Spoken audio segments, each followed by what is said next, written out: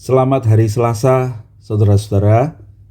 Kita bersyukur kita boleh bertemu kembali di dalam PA Online GKA Immanuel Malang. Hari ini kita akan bersama-sama membaca firman Tuhan dari Matius pasal yang ke-27 ayat 32 sampai 44. Mari kita membaca bersama-sama. Yesus disalibkan. Ketika mereka berjalan ke luar kota, mereka berjumpa dengan seorang dari Kirene yang bernama Simon. Orang itu mereka paksa untuk memikul salib Yesus. Maka sampailah mereka di suatu tempat yang bernama Golgota, artinya tempat tengkorak.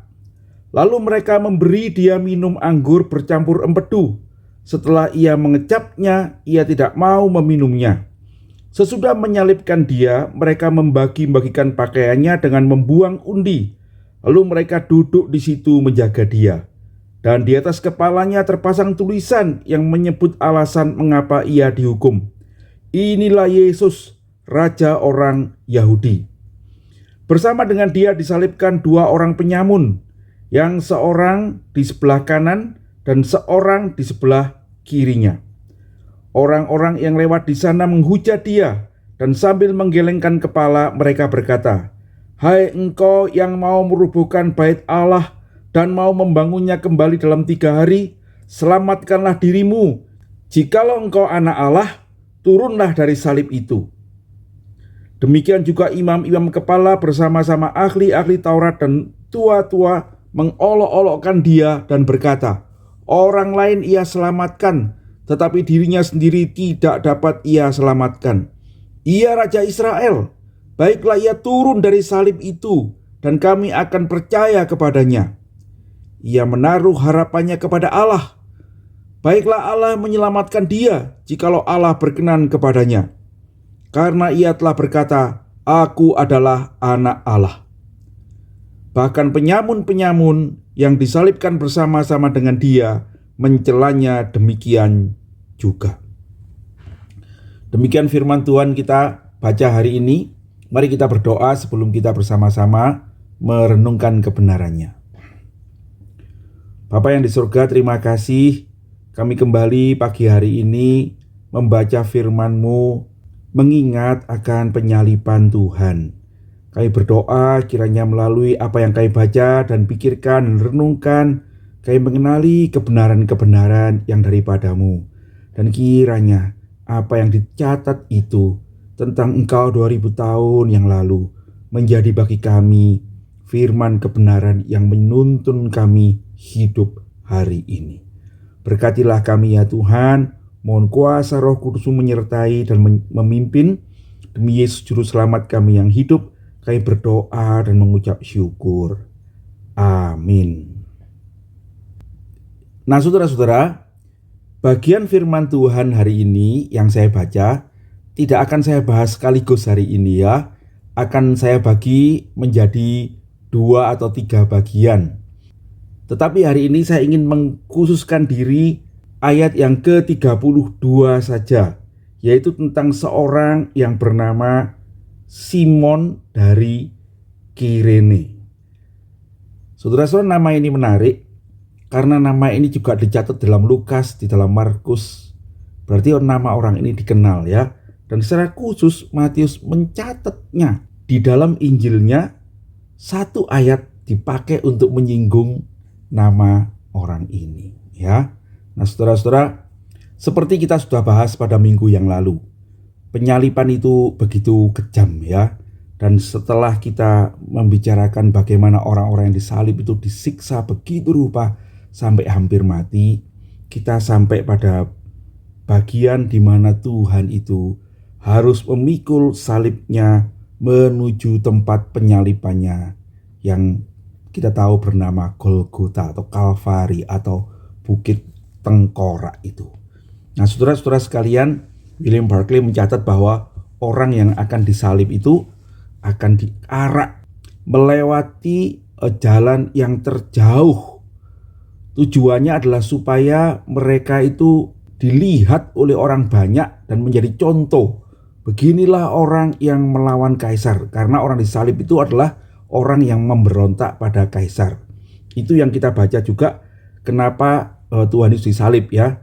Dikatakan di atas kepalanya terpasang tulisan yang menyebut kenapa dia disalib, yaitu apa?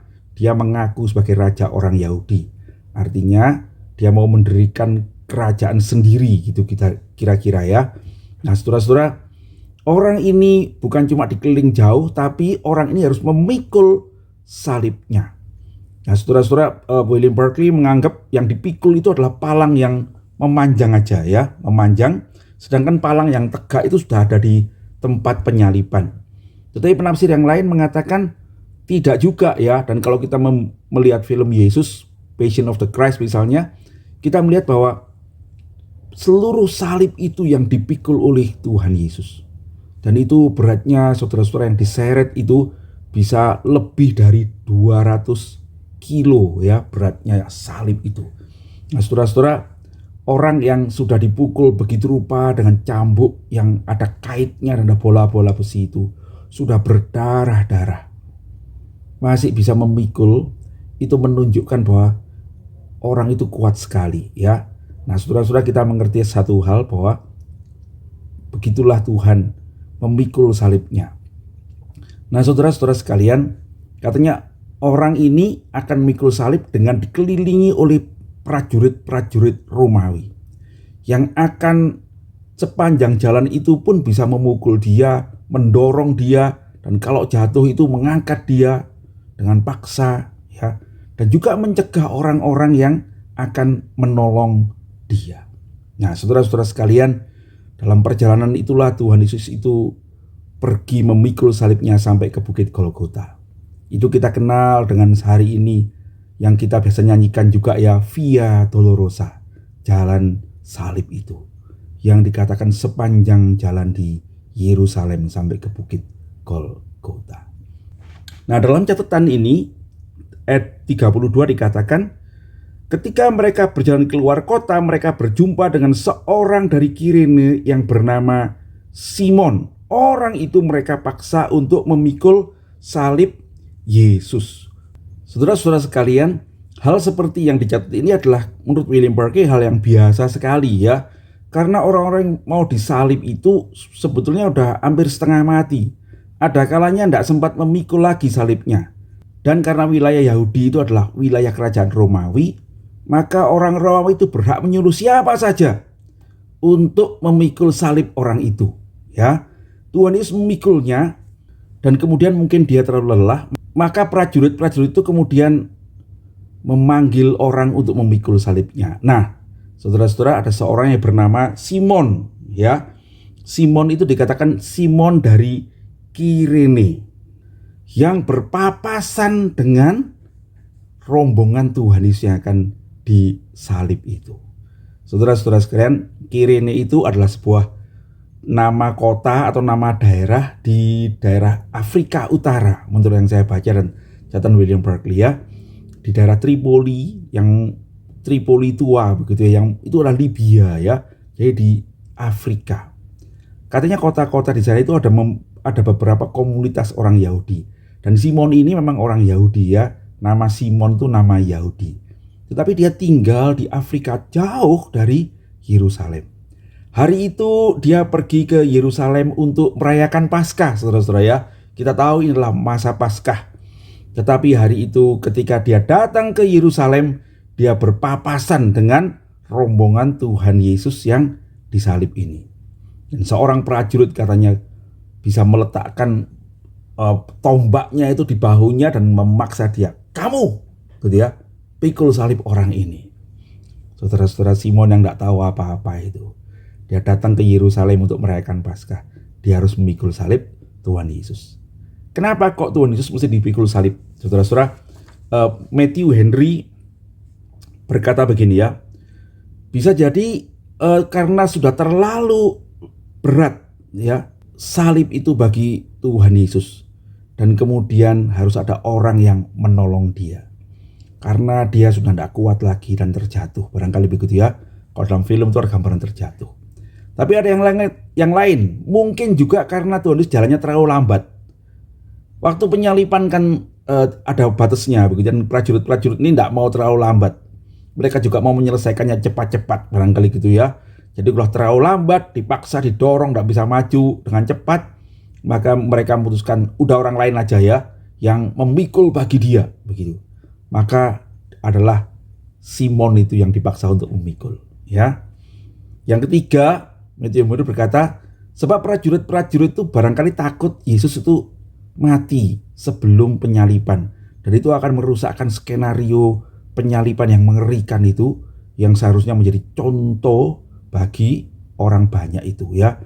Karena orang itu kalau mati sebelum disalib ya sudah dikubur, tetapi kalau mereka disalib dia akan teriak-teriak, orang akan semakin ngeri lalu takut memberontak pada kaisar begitu ya. Saudara-saudara, itu yang membuat Tuhan Yesus ditolong untuk memikul salibnya. Tetapi ada seorang yang lain yang namanya Yakob Drugen ya. Menurut Bapak Ezra Soru itu menulis begini, bisa jadi ini adalah olok-olok begitu ya. Mereka mengolok-olok Yesus sebagai raja orang Yahudi kan. Nah sekarang yang memikul salibnya mesti orang Yahudi nih, anak buahnya yang memikulkan salib baginya.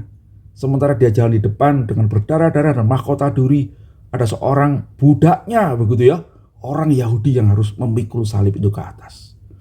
Saudara-saudara sekalian, jadi bagi Simon itu hari itu adalah hari yang sial bukan? Ya, dia tuh jauh-jauh datang dari Afrika. Mungkin menabung cukup banyak uang untuk bisa jalan ke Yerusalem. Dia pergi untuk merayakan Paskah. Tetapi hari itu dia ketemu dengan rombongan Tuhan Yesus. Dan kemudian seorang prajurit memaksa dia untuk memikul salib itu. Saudara-saudara sekalian, dia harus melakukannya. Tetapi bukan cuma dia harus memikul salib itu ya. Kemudian sepanjang jalan itu dia harus bersama-sama dengan Yesus itu. Diolok-olok begitu banyak orang, jadi tontonan begitu ya. Barangkali dia merasa, apa yang terjadi dengan hidup saya ini? Kenapa saya kok sial begini ya, ketemu dengan keadaan yang sulit ini. Dan kemudian dia terpaksa harus berjalan bersama-sama dengan Yesus ya. Nah tapi saudara-saudara, bisa jadi dalam perjalanan itu dia melihat Yesus yang dengan lembut itu memikul salibnya. Saudara, sebetulnya dicatat ya, ada beberapa kata yang diucapkan Yesus sepanjang jalan itu ya. Ketika dia melihat orang-orang yang menangis, perempuan-perempuan Yerusalem yang menangis, Tuhan Yesus berkata, jangan menangisi aku, tapi tangisilah dirimu sendiri, tangisilah juga anak-anakmu, karena sesungguhnya akan ada hari di mana kamu akan berkata, lebih baik aku tidak melahirkan anak-anak, lebih baik aku tidak ada di dunia ini. Hari di mana kamu akan mengalami kesukaran. Sebab kalau orang benar aja diperlakukan seperti ini, apalagi pada orang-orang yang melakukan kejahatan ini. Saudara-saudara, itu dicatat di dalam Injil Lukas ya. Saudara-saudara, barangkali Simon melihat hal itu ya. Dan kalau kita melihat film-film yang lain yang dibuat tentang, saudara pernah nonton film Ben-Hur? Bagaimana Yesus itu pada orang-orang yang memberi minum kepadanya, dia mengatakan jangan menangis. Dia mungkin bertemu dengan ibu Tuhan Yesus yang katanya memberikan lap itu ya, menurut legenda itu, untuk menyeka wajah Tuhan Yesus. Saudara-saudara, Simon menjalani salib itu bersama Yesus, dan nampaknya dia mendapatkan sesuatu sepanjang jalan itu. Alkitab tidak mencatatnya. Alkitab tidak mencatat bahwa ia dipaksa untuk memikul salib sampai ke Golgota. Kemudian sesungguhnya Alkitab itu mencatat hal yang lain, saudara-saudara, tentang Simon ini ya. Di dalam Markus pasal 15 itu termasuk dalam penyaliban ini juga ya. Matius tidak mencatat, tapi Markus mencatat begini. Dan ada seorang yang bernama Simon dari Kirene, ayah dari Rufus dan Alexander, dipaksa untuk memikul salib Yesus. Jadi ada nama Rufus dan Alexander yang adalah anak-anaknya. Nah, saudara-saudara sekalian, kalau itu disebut, ya, berarti nama itu dikenali, saudara-saudara ya. Dikenali oleh orang-orang Kristen pada waktu itu, ya. Dan itu adalah anak Simon dari Kirene. Saya kira nama Simon dari Kirene juga dicatat sebab mereka mengenalinya. Dan kalau dikenali, bisa jadi itu adalah orang Kristen, ya, orang yang bersama-sama dengan mereka percaya pada Tuhan Yesus Kristus. Sehingga ada indikasi bahwa Simon itu kemudian percaya kepada Yesus. Ya, saya tidak tahu apa yang terjadi, saudara-saudara, tapi mungkin ketika dia sampai di Bukit Golgota, sesungguhnya Simon itu yang semula maunya cepat-cepat melemparkan salib itu dan kemudian pergi meninggalkan Golgota dan kembali ke Yerusalem, mungkin mandi dan sebagainya untuk menyiapkan diri menyambut Paskah. Tetapi mungkin ketika dia sampai di Golgota, dia berhenti di sana. Bisa jadi dia melihat Yesus yang disalib.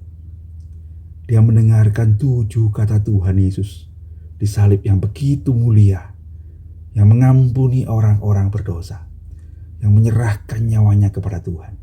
Dia melihat kegelapan keajaiban Allah. Dia melihat bagaimana perwira itu berkata, sungguh orang ini adalah anak Allah. Simon barangkali kemudian menjadi percaya. Dan itu yang mungkin kemudian membuat dia pulang dengan pengalaman rohani yang berbeda pada Paskah kali itu, dan kemudian dia membawa keluarganya percaya kepada Tuhan. Di dalam Roma 16 ayat 13 itu diceritakan bahwa Paulus itu mengirim salam kepada seorang yang bernama Rufus, ya. Dikatakan salam kepada Rufus dan kepada ibunya yang adalah ibu bagiku, ya.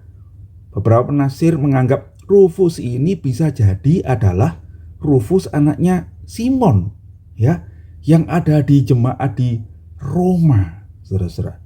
Jadi Simon adalah orang Kristen yang mula-mula barangkali dia mengikuti Yesus Paskah, bisa jadi dia juga bersama-sama dengan orang-orang yang menerima Roh Kudus dari Pentakosta, dan dia adalah mungkin salah satu orang yang memberitakan Injil sampai ke Afrika, ke Antioquia itu, ya.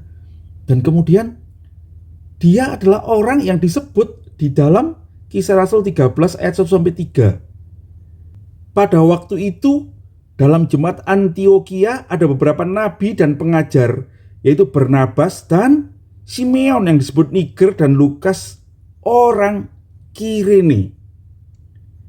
Nah, saudara-saudara, mereka itu adalah orang-orang yang mengutus kemudian Paulus dan Barnabas untuk pergi memberitakan Injil ke luar negeri, ya, dalam perjalanan untuk memberitakan Injil.